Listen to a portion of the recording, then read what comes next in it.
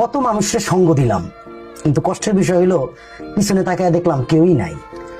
একটা বিষয় ভাইবা খুব বেশি খারাপ লাগে যে একটা নির্দিষ্ট সময় গিয়ে যখন দেখবেন না যে আপনার হাতের ডানে বামে কেউই নাই, তখন সবচাইতে ওইটাই কঠিন মুহূর্ত।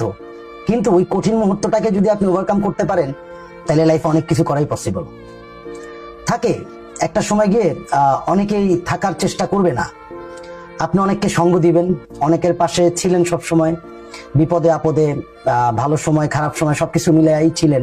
কিন্তু দেখেন আপনার বিপদের সময় বা আপনার খারাপ সময়ে ওই কাছের মানুষ বলেন বা যারা আপনার খুব বেশি পাশে ছিল সব সময়, তারাই হয়তো বা পাশে থাকবে না, ঠিক আছে, সঙ্গ দিবে না।